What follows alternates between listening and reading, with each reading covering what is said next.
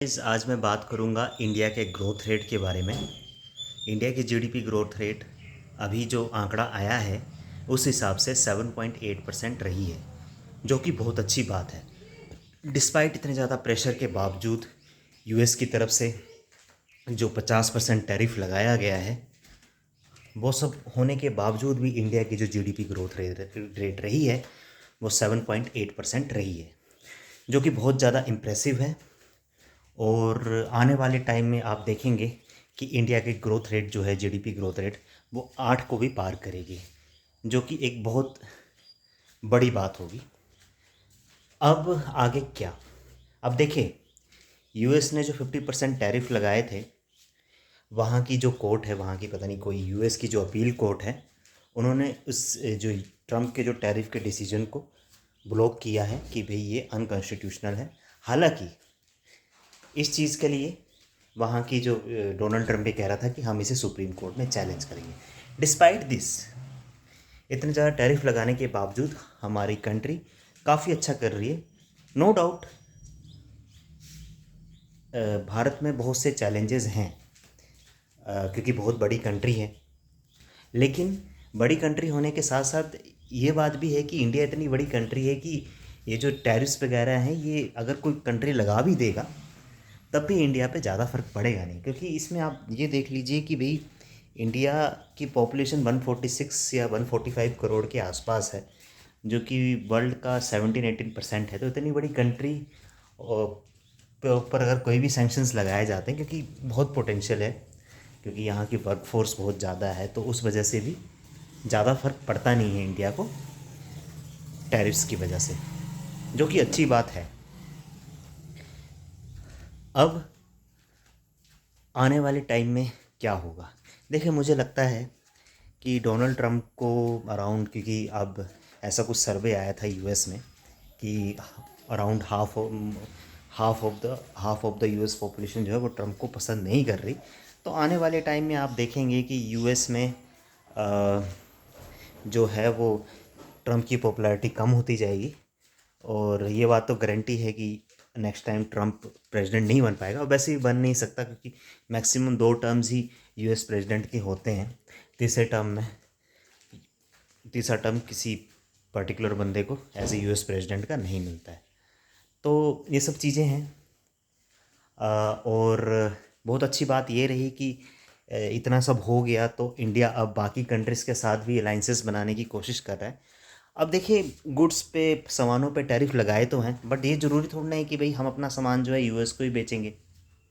हम किसी और कंट्री को भी सामान बेच सकते हैं, ठीक है? किसी और कंट्री को सामान बेचेंगे, वहाँ से हम कमाएंगे पैसा। तो ज़रूरी नहीं है कि यूएस को ही सामान बेचना है। अगर वहाँ पे 50% टैरिफ लगाया जा रहा है, हमारे पास और भी बहुत से ऑप्शंस हैं, और उसे सरकार एक्सप्लोर करने की कोशिश कर रही है। और वो ऑप्शंस ढूंढ भी लिए जाएंगे और उन ऑप्शंस को इम्प्लीमेंट भी किया जाएगा। और आने वाले टाइम में अगर आप देखेंगे तो जो जितना भी ये जो डाउन टर्न हुआ है, क्योंकि आप सेंसेक्स देखें, निफ्टी देखें, काफ़ी नीचे गया है, बट नो डाउट मार्केट नीचे जाता है तो अपॉर्चुनिटी मिलती है कि आप एक लो बाइंग कर सकते हैं स्टॉक्स में, निफ्टी और ये सब लोग इंडेक्स ये सब भी खरीदते हैं।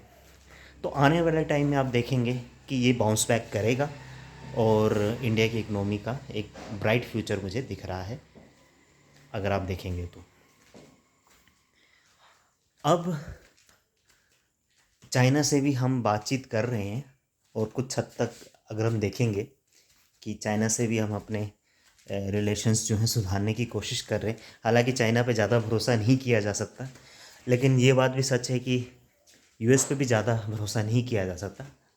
देखिए, जियोपॉलिटिक्स में कोई भी परमानेंट फ्रेंड नहीं होता।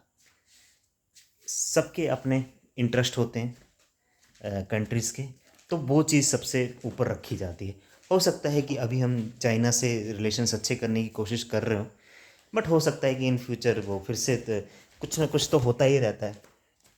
तो ये बहुत ज़्यादा ज़रूरी है कि जब कैसी भी सिचुएशन क्यों ना हो, तो हमें जो हमारे एनिमीज़ हैं उनके साथ भी हमें बातचीत करनी चाहिए।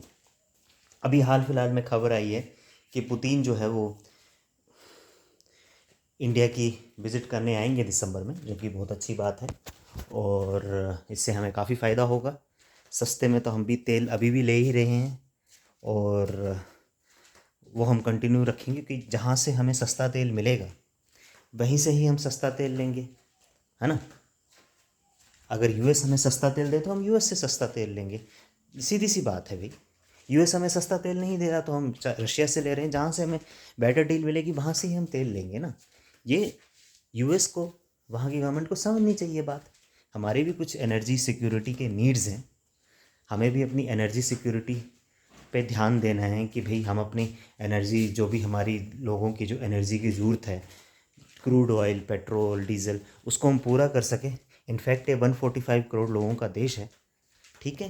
तो सीधी सी बात है कि हम इंडिया जो है इन सब प्रेशर्स के आगे झुकने वाला नहीं है और डिस्पाइट दिस हम बहुत अच्छा ग्रो कर रहे हैं।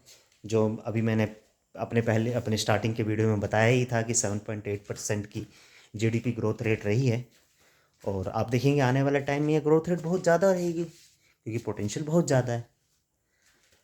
तो इंडिया पे शॉर्ट टर्म इम्पैक्ट्स तो पड़ते हैं जब भी कोई इस तरह के डिसीजन आते, बट लॉन्ग टर्म में मुझे नहीं लगता कि ज़्यादा असर टैरिफ का होगा ये ग्रोथ रेट देख करके। यही था मेरा वीडियो इकोनॉमी से रिलेटेड, जो जीडीपी ग्रोथ रेट हुई थी और भी इससे रिलेटेड जो भी इवेंट्स हो रहे हैं। वीडियो कैसा लगा तो ज़रूर आप वीडियो को लाइक करें और हाँ, चैनल को ज़रूर सब्सक्राइब करें। चैनल सब्सक्राइब करेंगे तो मैं और अच्छे वीडियोस बनाऊंगा। Thank you.